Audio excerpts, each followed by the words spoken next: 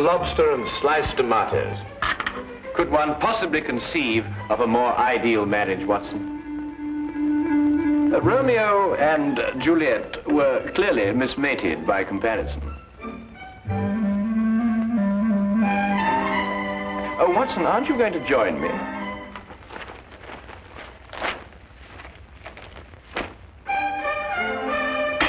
Oh, now, surely, Watson, you can't bear a grudge against me forever for something so trivial. Trivial? And what is trivial about riddling the walls with bullets? I do not agree that I riddled the wall, as you so violently put it. I decorated it in a most patriotic manner. Holmes, I have permitted and suffered many liberties in this flat. First you make those evil-smelling gases. Then you shatter my nerves with those ridiculous disguises. But you, even you, have never covered your activities under the banner of patriotism. Yes, but VR of the Queen's initials. I was only celebrating Her Majesty's birthday. Celebrating Her Majesty?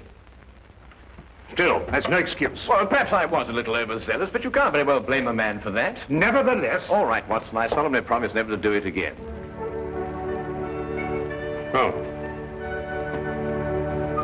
Well. And lobster and tomato for breakfast. Who ever heard of that? I must say, it looks jolly good, huh? Do you really mean to say you're going to join me? Yes, please. Oh, come on, then.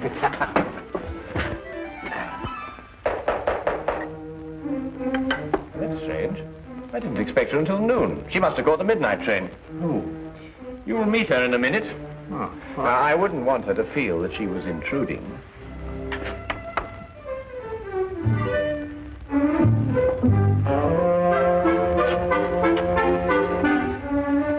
Mr. Holmes? Yes, Miss Millicent Channing? Yes. I wrote you that I'd be here at noon, but I didn't want to lose any time. I took the midnight train. I understand. Won't you come in? This is my good friend and associate, Dr. Watson. How do you do? How do you do? Please sit down, Miss Channing. You must have had a very tiring journey, particularly in view of the fact that you were forced to take a dog cart out of the way. How did you know I took a dog cart? Well, I noticed that your right sleeve is covered with mud. Only a dog cart throws out mud in such a disagreeable way. Mr. Holmes can also deduce your birthstone and the serial numbers of any notes you happen to be carrying in your purse. Dr. Watson exaggerates, though only slightly. I've heard a great deal of your powers, Mr. Holmes. They say you're one of the cleverest men in London. They're very kind. You said in your letter that your fiancé has disappeared. I'm afraid that something terrible has happened to him. Why, Miss Channing?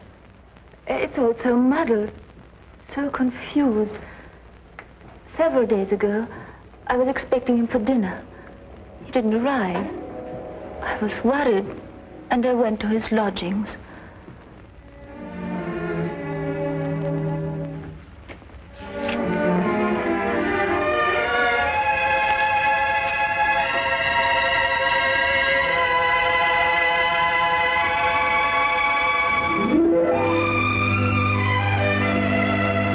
Millicent.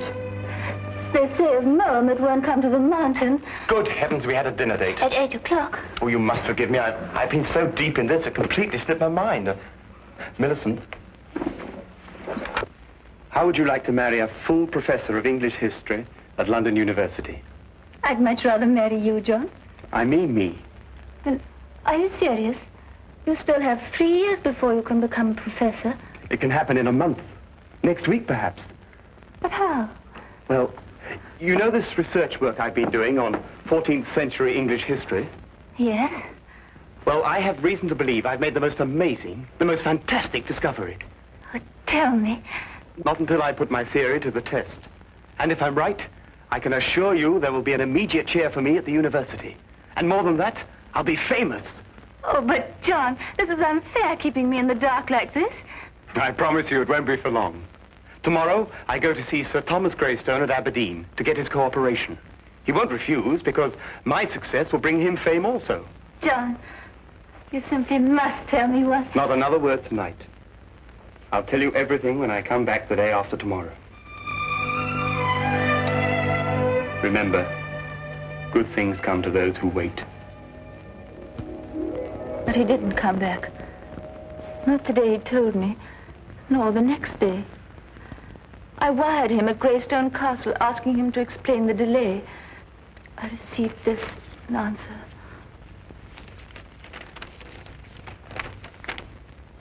John Cartwright, unknown here. Signed, Greystone. I didn't know what to make of it, Mr. Holmes. Finally, I decided to go up to Aberdeen and talk to Sir Thomas Greystone himself. He must have been mistaken.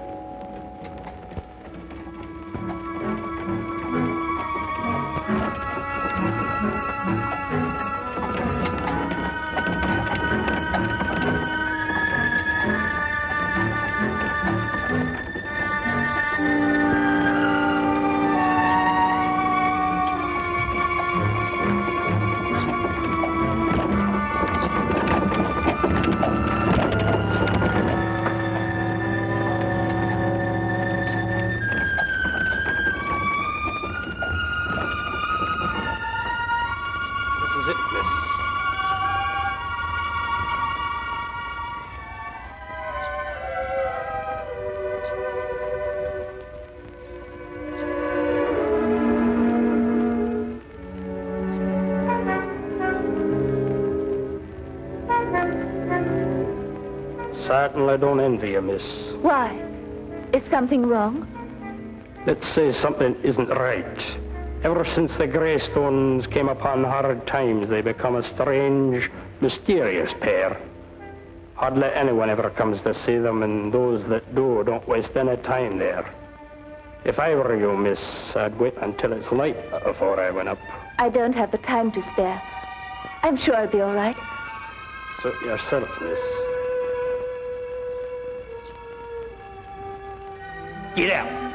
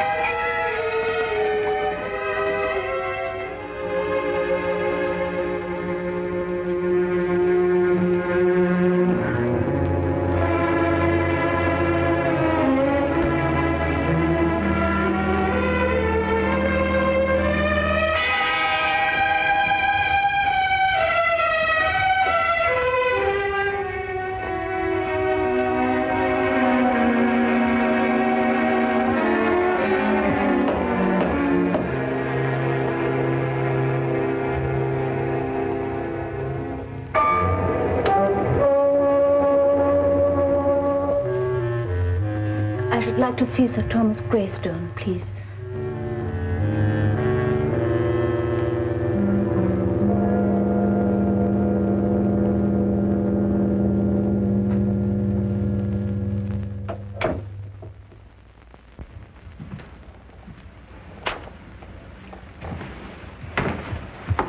My name is Miss Channing.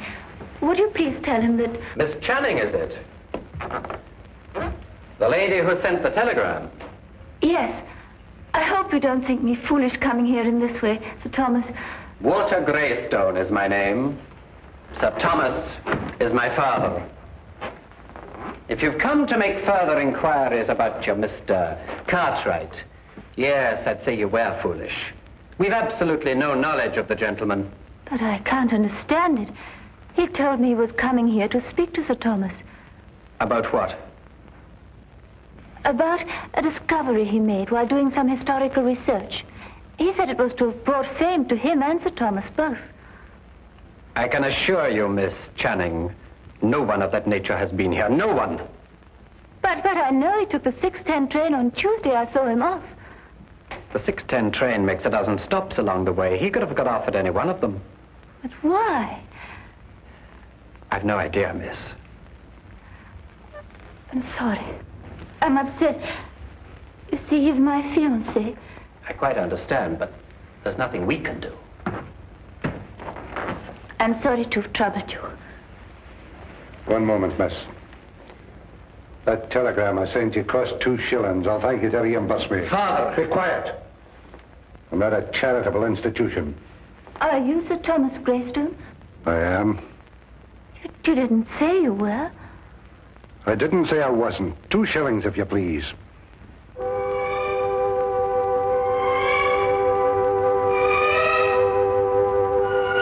you. Good night, to Miss Channing.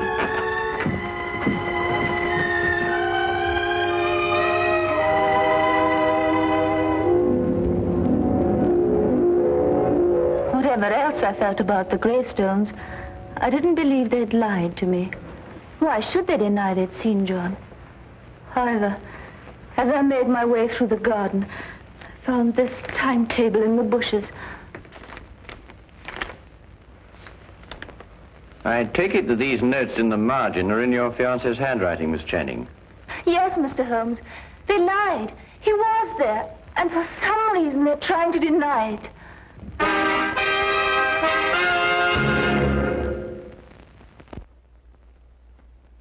He had evidently asked directions to the castle and jotted them down in the margin. Well, it's perfectly evident the Greystones are lying, but why? Here's somebody offering them a chance of fame, they refuse it. There are other considerations more imperative than fame, Watson. Well, what other considerations, for example? That is our problem. You will help me, Mr. Holmes. I'll do my best, Miss Channing. Oh, Watson, the 14th century contained the reigns of what kings? Wait a minute, 14th century? There were some Henrys, and Richard II, of course. Richard II. He was executed, wasn't he? Yes, at Pontefract Castle, September the 21st, 1300 and... Miss Channing, I would appreciate your taking me to your fiancé's flat. To his flat? But why not to Greystone Castle? Well, I would rather not go there unarmed. Why not? We've both got revolvers. I am referring, Watson, to information that may have led to the disappearance of Miss Channing's fiancé. Come along, Miss Channing.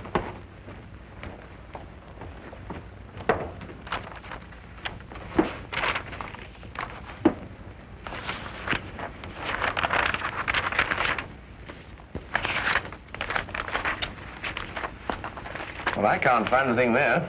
Perhaps you'd have a look, Watson. Oh, thank you, Miss Channing. Thank you.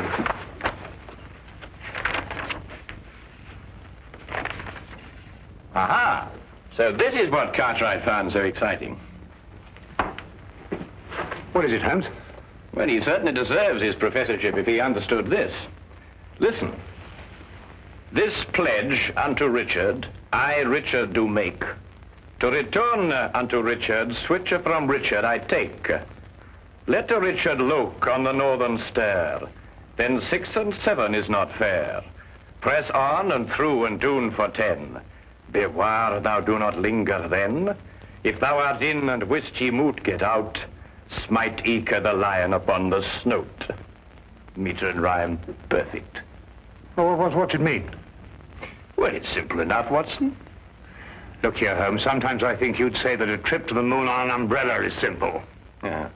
Well, analyze it piece by piece. The first part is nothing more than a receipt. A receipt? Certainly. This pledge unto Richard, I, Richard, do make, to return unto Richard such things as I from Richard take. Well, apparently Richard had entrusted his possessions to a loyal friend, and he had received his promise that they'd be returned. Yes, I see that. The rest of the inscription merely tells him how he may get his possessions back. Hence, let Richard look upon the northern star. A sort of map, so to speak. Quite so. Well, but what's all this got to do with Cartwright's disappearance? Well, in Wilkinson's biography of Richard II, it is mentioned that one of the king's most loyal supporters was Richard Greystone, the original owner of Greystone Castle. Cartwright must have had the idea that Richard had left his possessions with him. So he went up there to prove it? Yes. But that still doesn't answer why John hasn't come back. That answer, Miss Channing, may only be secured at Greystone Castle.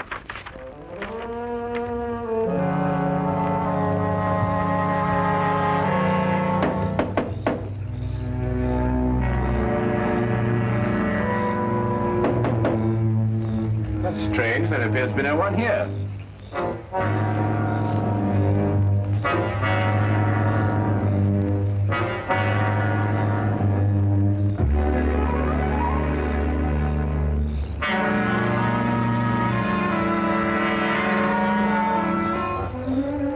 I'll go round and let you in. Aye.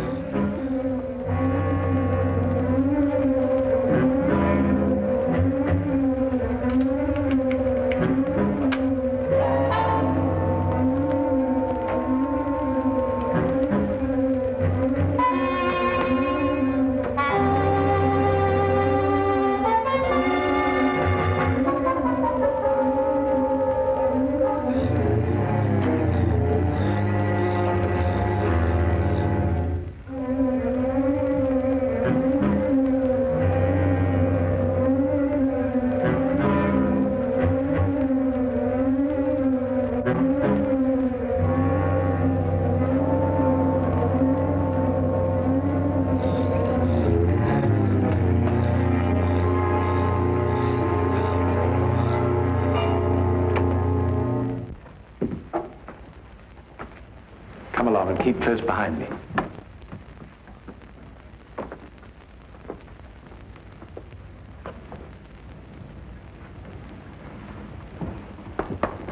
This pledge unto Richard, I, Richard, do make, to return unto Richard, switch from Richard, I take. The lower half appears to have been destroyed by fire. Then there's every chance that King Richard's possessions may not yet have been found. No, they haven't. So you brought help, Miss Channing. Where is he? What have you done with him? He's in safekeeping, in the tower. Since you're here, perhaps you can persuade Mr. Cartwright to tell us the secret of the Greystone inscription. We shall do nothing of the sort. He's got some idea of returning Richard's possessions to the Queen for a birthday present. They're worth a fortune, and they're rightfully mine. They rightfully belong to the crown.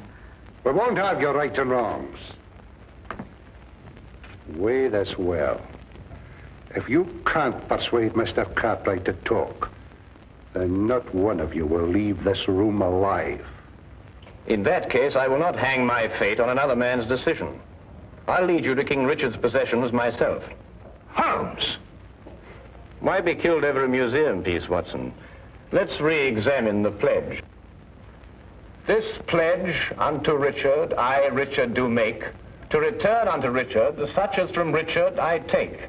We can understand that much without your help. Go on. The meaning is perfectly clear. Whatever treasure may be hidden here belongs to the royal family and to nobody else.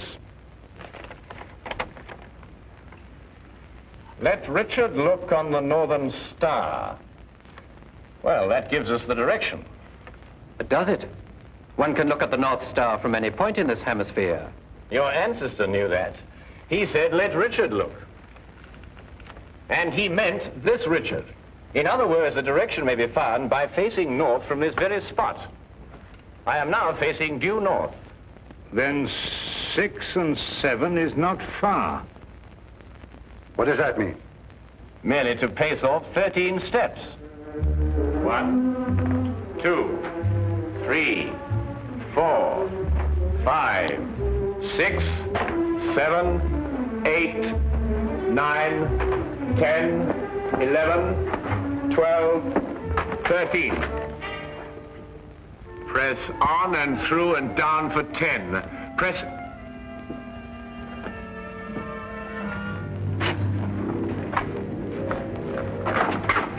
Stairs! Through and down for 10. 1, 2, 3, 4, 5, 6, 7, 8, 9, 10.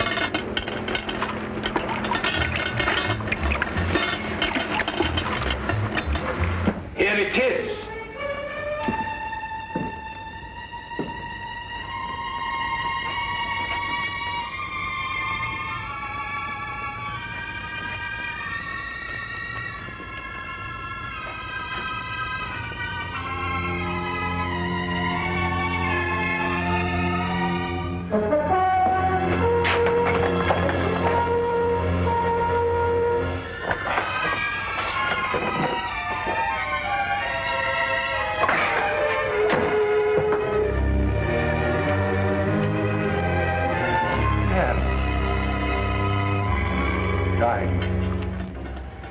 Rubies.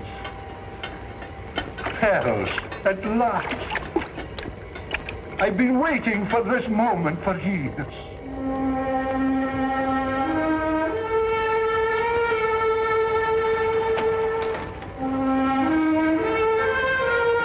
Diamonds.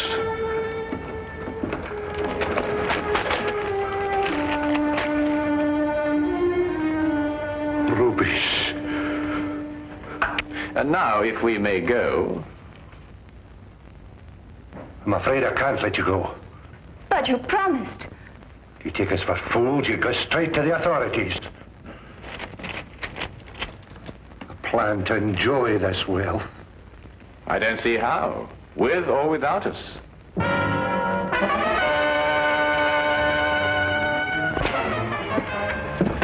It seems your ancestors arranged for intruders. You knew this? I suspected. Then you must know the way out, otherwise you wouldn't have come in. Tell me at once, man, or I'll shoot you down where you stand.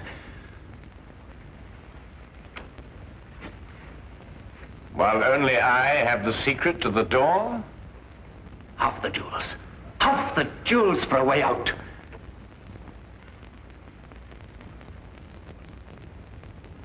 All of them. Show us how to get out, and we'll let you take them all. No. No, they're mine. Not one. Not a single gold piece. Are you daft, man? You want to rot here forever? The treasure's mine. The treasure's mine. You can't let them have it. Pay no attention. Give me the gun. You can have the treasure. Just the gun, please. The last two lines of the inscription read, as I recall, if you're in and can't get out, strike the lion upon the snout.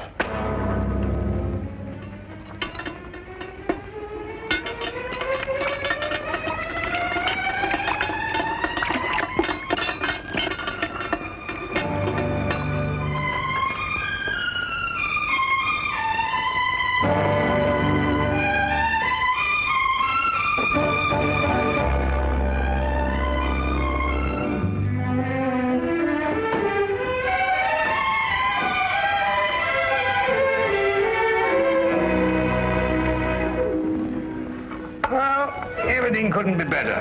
The Greystones are in prison, the Cartwrights are together again, and you and I are feasting on cold lobster and tomatoes.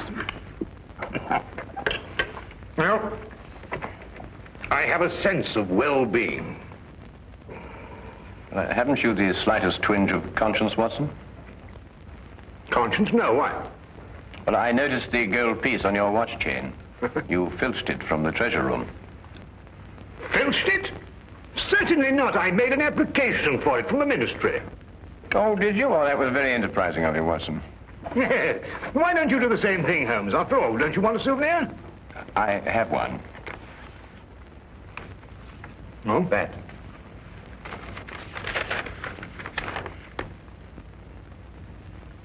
But Holmes, a personal letter of thanks from Her Majesty.